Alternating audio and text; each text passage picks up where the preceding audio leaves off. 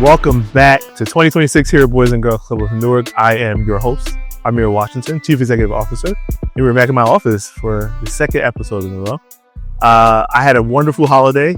Our young people had a wonderful holiday thanks to so many supporters, Gibbons, Brandon Stevens, and most of all, if you saw the Today Show back on December 3rd, we were so fortunate to get a ton of gifts from Toyota, as well as a Toyota Tundra. So that's super exciting. And Bubba Wallace made a generous contribution, and Toyota as well, to Boys and Girls of America. So we couldn't be happier for all the toys our young people received. We had a wonderful party. They had a lot of great fun. They gingerbread houses, ate pizza from Papa John's. I mean, Papa John's has been huge for us. We're going to be talking more about them later.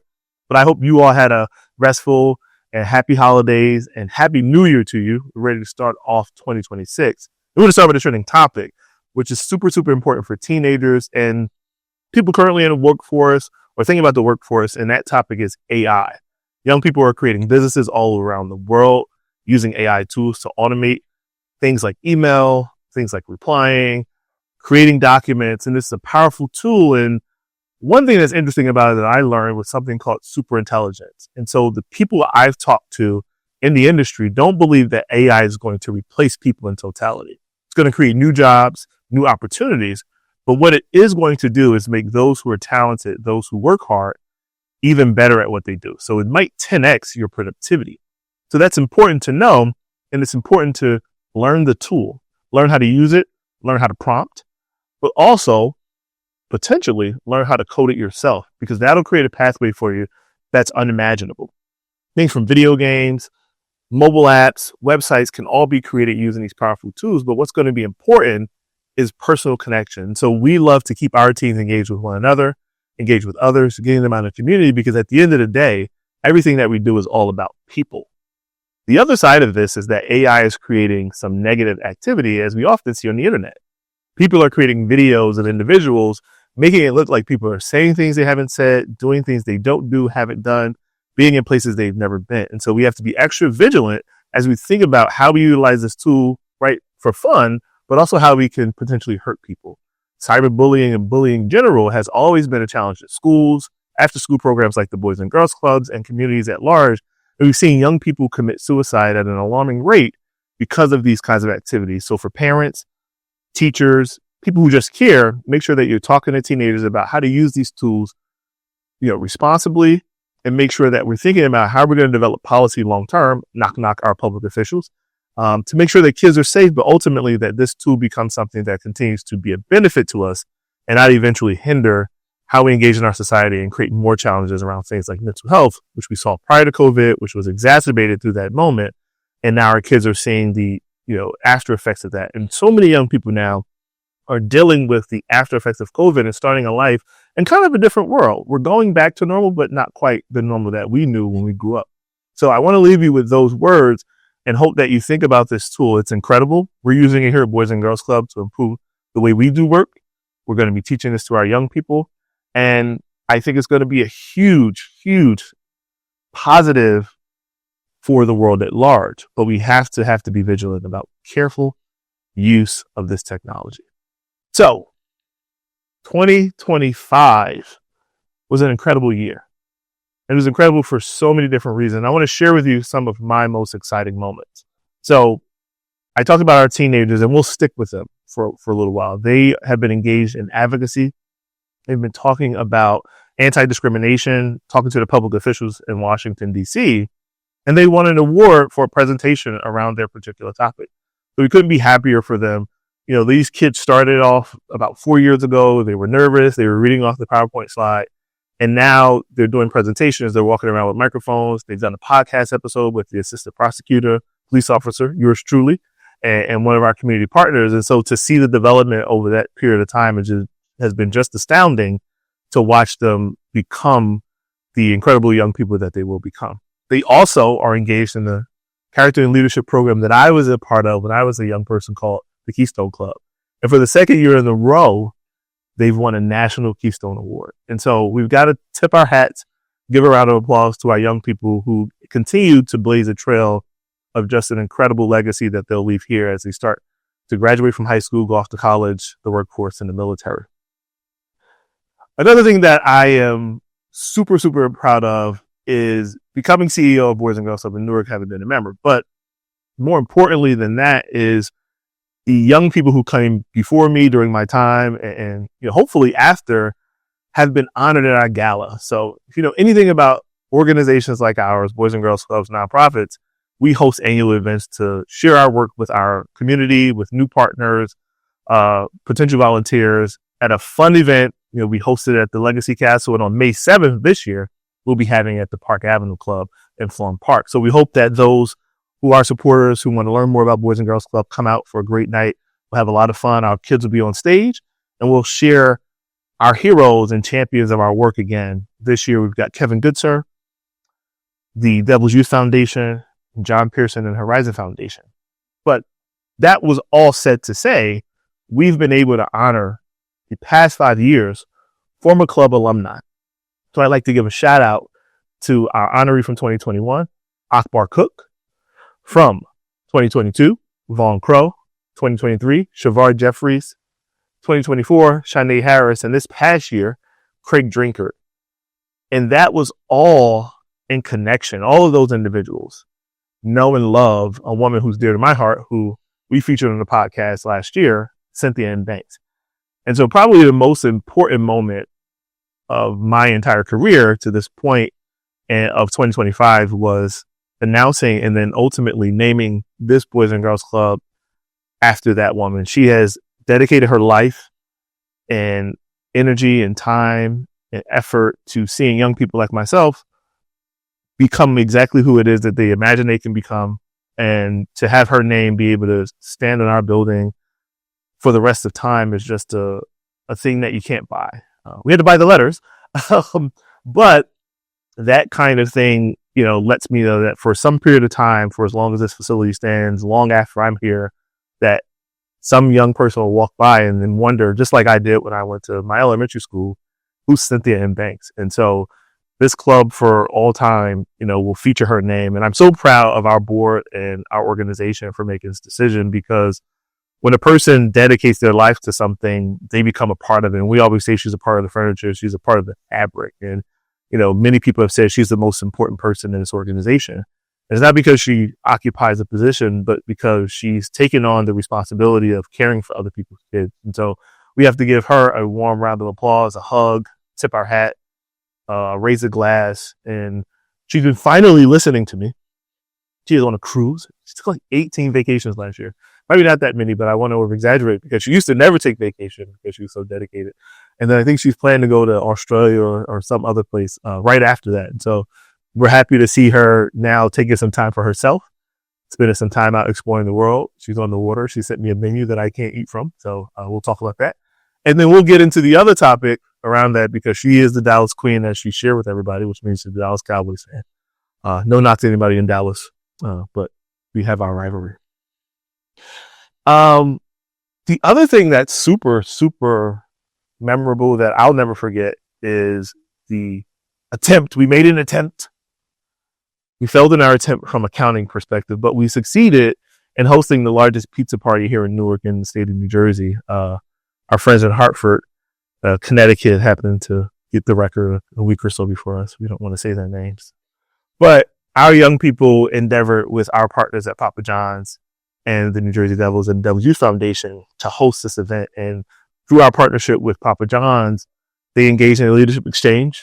They learned about business. They learned about the store, how to put a plan together. And then they decided to host the largest pizza party. It still hurts. I know it hurts Joe. We're going to figure it out. But we were able to gather 3,500 plus people at the Prudential Center, which is the largest concert venue here in the state of New Jersey. We had so much success because the community was happy. The kids were happy. They were smiling. Our DJs were former community members, current community members, people who really care about seeing our community galvanize together to put on the show, former club members, bringing their young people from their organizations to jump rope, community partners tabling, sharing information with individuals to help their lives. And so that's what that event was really about. It was about showcasing the work that our kids do every day to become better people, to prepare for the future, and to have such incredible partners stand with us and support us both financially, but the folks at the WG's Foundation rolled up their sleeves and, helped put that event on and helped us clean up at the end, poured thousands of gallons of water into large containers to get it out of facilities so that we didn't flood the Prudential Center with all the water that was left over. So it's just a testament to what can happen in a community when people and organizations come together for a common goal to enrich the lives of other individuals. And there's no greater good that you can do, in my opinion, than to help a young person have a memorable experience that they'll never forget, that will help them think through their life over time and implement strategies that they learned when they were young. And that's all about coming together with a group of people that you may have just met or have known for a little while and endeavor to do something that you don't think was possible. So kudos to them. Kudos to Joe Johnson, a founder and CEO of Disrupt Foods and a Papa John's franchisor here in Newark. And like so many others, he's a former club kid. And so, one of our new mottos here at Boys and Girls Clubs is America needs club kids. And we need people like Joe Johnson who understand the valuable impact of investing in young people early and being on the ground and holding our hand through an effort and making something like that come to life, because we couldn't have done it alone. And there were so many people that I can't sit here and name. We'd be here all day, who made that event possible. So I want to thank everybody who was involved in it, everyone who invested, everyone who volunteered and spent time with us, our partners who helped us put the event on from a vendor perspective, and of course the Devils and Disrupt Foods and Papa John's, because that was just an incredible experience. And it was something that I imagined we could do. And I hope to one day host another event at the Prudential Center. So the new year, you've probably done it, some of you, and some of you are probably like me who have not done it. But I do have sort of a resolution. I had the fortune to attend a retreat in Puerto Rico in December. So imagine that, right? As the world here in New Jersey starts to get cold, we were warm and on the beach. But it was a very introspective experience with Be Me community and Prudential and some other individuals that, we were able to experience. And, one of the things that we were asked to do was to think through what it is that you want to give yourself permission to do. And for 2026. And so it wasn't quite a resolution, because I didn't come into the year saying, this is what I'm going to do.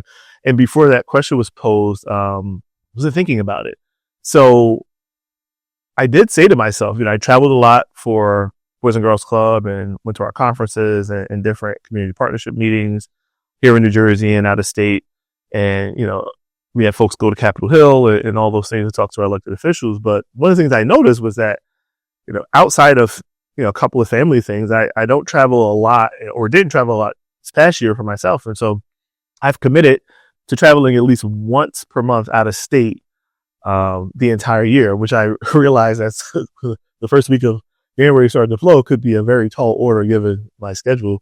But I think it's important to make sure that we get a chance to travel, enjoy ourselves, have some time to decompress, because traveling for work is great. And sometimes you go a day earlier, stay a day later, but it's not exactly a vacation or time away. And so I'm going to commit. I don't know where I go first. Maybe it'll be New York. That'll make it easy because it's right over the river. And then Philadelphia, which is where I went to college. And then maybe to Florida for some golf. And I wonder what your resolutions are. Many of our people here have done a number of things, from health to, being able to read more. And so one of the things I was asked to do today was to share one of my books that I would recommend. And I'm going to do a free marketing and advertising moment here for these guys. I don't think they need it, but Extreme Ownership. And this book was written by Jocko Willemick and Leif Babin after they spent some time in Iraq and Afghanistan during that war. And what they did after they came back was develop this company that started to kind of align some of the things they use as combat soldiers, in those extreme environments and correlate them to business. And the basis of Extreme Ownership is that everybody's a leader. Everybody within a chain of command or within a hierarchy or a structure owns the thing that they're supposed to do. And that any weak link in that chain can destroy the entire fabric. But ultimately, the leader at the top is the person who is responsible for everything. And so you take full responsibility of success, right? And we know that people will often take responsibility for success that they didn't necessarily drive themselves. But the other side of that, that's more important, is to take responsibility for the failure or the lack of success. And that's more important as a leader because that talks about how you show up for your team, how you communicate, how you hold people accountable, but ultimately how you hold yourself accountable. And that's been my management philosophy ever since I read this book, because how can I hold people accountable to how they do their work and their job and show up for our young people if I don't hold myself accountable to how I show up for them? And so I think it's a great read for anybody, an adult, even young people, because when you take ownership, it requires you to be self-reflective. And one of the most difficult things is to judge ourselves harshly sometimes, or to judge ourselves too harshly. And extreme ownership isn't about being combative with yourself. It's about recognizing, did I do everything that I could have done to ensure that the people who are working with me, for me, under my supervision, have everything they need and have all the information they need to make the decisions for themselves? And then are they going to work hard and have extreme ownership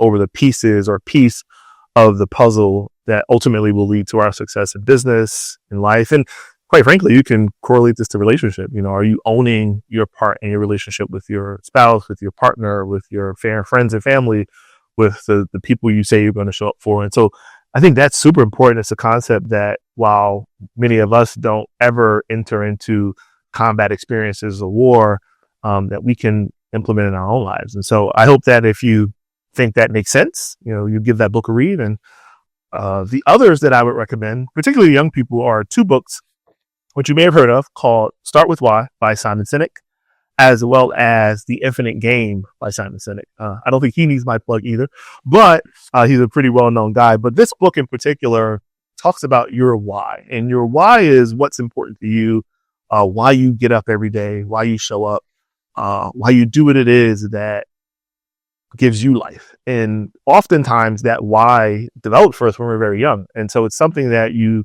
may have inside you that you may have lost that you need to regain, or maybe something that you haven't realized yet. And then this book in particular, The Infinite Game, I think is just as important, and if not more important than Start With Why, because in the world today, with technology, with the success that the United States has had in terms of creating economic opportunity, people have been able to provide things very quickly. You have instant meals with microwaves, and now we have instant delivery with Amazon. You order your package, and sometimes you can get it the same day. And with that, creates this challenge of being able to wait. And one of the things that happens in businesses is the ongoing cycle of what happened this quarter and what happened this year. And sometimes we can take the story of Amazon and apply that to how we think about life and how we think about how we show up. And is the success this year the most important critical component? And I know some investors may say, well, I want my return, but imagine if Amazon was only focused on just that return for that year. It is very likely that they wouldn't have been set up to become the company they are today. And some people like that, some people don't, but I'm sure many people order their packages and get them the next day or the same day from Amazon. But more importantly is that success doesn't happen overnight. We often see the result of things as they become present to us. And one of the easiest ways to explain that is with athletes. You see a superstar athlete arrive in the NBA or the NFL, and they're making millions of dollars and they're really good at what they do. We often don't see the journey. We always think about the mountaintop, but we don't think about all the rivers of the mountain that it takes to get to the top of the mountain. And so spend time enjoying the experience that you're in, enjoying the moment, and delay gratification, because you'll have a more enjoyable experience, because you're not going to reach every goal that you aspire to. Very few people do. And even those that we do see reach those monumental goals over and over again, they've had breaks in the road. They've had slips and falls. They've had catastrophic failure and had to restart all over again. But it's about the journey and pursuit of success. It's about the journey and pursuit of providing support that's more important than you or a person ultimately arriving at a specific individual thing, because oftentimes the thing we aim for, we don't quite hit that. We hit something else. And sometimes that thing's higher and better than the thing we aspire for. So I would recommend those books for sure. They will not be shown again unless there is a marketing advertising investment for the kids at the Boys and Girls Club in Newark. But those are great books, and those are really good ideas I think those individuals put together. One of our biggest goals, though, for this year is to continue to investing in young people's ability to learn coding, to learn robotics. We're going to be having some young people participate in competitions thanks to the Roy Foundation, as well as our partnership with Apple. We have a mobile app that a young person has been developing with our team here, and hope to see that on the App Store by the end of the year. We're going to be beta testing it by the end of this month. I actually just had a meeting about that today, and so I can't wait to see that because I need to lose a few pounds. Got the microphone covering me a little bit in this desk, but I started my health journey, even though it's not a resolution, to improve my health and lose a little bit of weight. I lost 3 pounds already. So those things are moving along. And then probably the thing I'm most excited for is happening on Sunday. And I like to talk directly to a couple of people in my orbit. Firstly, Charlie Rubin, one of our trustees. I talked to Charlie yesterday and on Monday. And I love Charlie, but Charlie's an Eagles fan.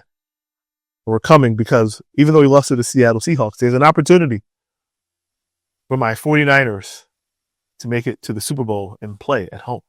So Charlie and Leisure Carter of the Coalition for Food and Health Equity. I don't know if I said that correctly. I think all those words are in the title of her organization. But she's a diehard Eagles fan. And when we talk about football, she can be a little bit out of sorts. But I intend for the 49ers to beat the Eagles this Sunday, 4:30 p.m. Bang, bang. So the fun segment that I've been told and asked and recommended to do is to give you a day in the life look at what I do every day. It's like everybody else. I wake up somewhere between 4 and 6 a.m. depending on the day. Today I got up at 6:30 because I hit snooze because I had to clean up my house. Last night when I got home, that's the jab at my wife. All the toys from Christmas were all over the house. She let the kids play. But I usually get up around 4 or 5 or 6 a.m. and I'll have a black coffee and usually read or read my emails, check emails, and then I will try to go out and exercise for a little while, get a 30-minute walk in, do some push-ups. And then around 6, 7, depending on the time I wake up, the target is 4 a.m., but my bedtime is supposed to be 9 a.m. 9 p.m. rather, not 9 a.m. That would be a terrible bedtime. Can't go backwards in time, can you? No, I don't think so. But anyway, I usually then have breakfast, which will be eggs and bread, egg whites in particular. We got to watch our cholesterol. And then get ready for work and iron my daughter's clothes for school. She's in pre-K 4. And my other daughter wakes up and I provide them with breakfast. And I usually have like a whole fruit platter with bread and nuts. And then I head off to Boys and Girls Club and look at my schedule, check in with my assistant, and have a bunch of emails that I read. And you know what? Emails. Let's talk about emails. One of the things I do is I recently, over the last couple of years, been reading about email, and I actually told this story. There are some CEOs that don't check email. They have someone do it for them. And I read about one CEO who doesn't even have a computer. So I treat emails like mail, right? I don't keep myself locked into like being on all day because the hard work that we have to do, the important work that we have to do is about people. And so I like to connect and communicate with individuals as opposed to reading emails at every minute. So I don't have my notifications on my email app, even though I do have it on my phone, because when I'm on the go, I will pop in to see if there's anything I need to respond to. But generally, I'll probably spend about an hour when I have a break in my schedule, checking emails and try to burn through all of them. It's bad because everybody thinks you're supposed to just spam email inboxes. We try not to do that with our e-blast, but I usually get anywhere between, let's say 100 to 400 emails a day, depending on the flow of information. And I remember yesterday I came in, I had checked all my emails the previous day. So when I came in, I had like 30. And then 2 hours later, I had 120. And then I was able to comb through all of them by the end of the day. So I kind of blocked those off. And then I have meetings with my team. So yesterday, with Tuesday, we have our weekly team meeting, which is 2 hours because I think our meeting has about 18 people in that particular meeting. The next meeting will have our smaller group of about 9, which is good. So there's less people in there, so less voices to hear. So it's only an hour and a half, even though we keep it blocked for 2 hours, but we usually end early. And then depending on the day or what I'm doing, I'm either engaged with community partners, with our young people. I walk around the clubhouse. And then around 6 o'clock, I leave from here. And my arrival time, I didn't talk about that. I didn't have this in order because I figured I could do it off the cuff. But Next time I'll write it down. I usually get here between 9 a.m. and 10, depending on the day. And then I leave around 6 to 6:30. And then once I get home, I have dinner and I chill and play with my kids until they go to bed. And so that includes, just wrestling on the couch and laughing and joking, playing with their toys, brushing teeth, doing the bath. And I've gotten away until they go to bed doing any work at home because they're 3 and 4 and they like to have a good time and they want my full attention. And so I think that's very important because I never want to miss those moments with my own kids and not have them be able to remember those times daddy came home and was fully locked in with them. And I also like to play a game. I'm actually not a huge gamer anymore. I haven't touched my console in a long time, but I play an online game called Infinity Kingdom. So that's my current vice and fun. And then I hang out with my wife until she usually falls asleep before me. But my bedtime's supposed to be earlier, so I should be going to sleep before her. But that is a day in the life of Ameer Washington here at Boys and Girls Club in Newark. And we have a lot of fun with our kids, with our team, with our board, and our community partners. And we're so thankful for you who've tuned in to watch this podcast so many times with Great Futures Forge. And we're looking forward to publishing another 51 episodes this year. That is our goal, once a week. And so you can hang out with us and see if we reach that goal. You can hit that like button, subscribe, hit the notification bell. And if you'd like, visit us at www.bgcn.org and learn more about our organization, or follow us on Instagram and Facebook. Our Instagram is BGC Newark, and our Facebook is Boys Girls Newark. We hope that you enjoyed. It's your friendly neighborhood CEO, Ameer Washington, and we look forward to seeing you again in the next episode of the Great Futures Forge. Peace.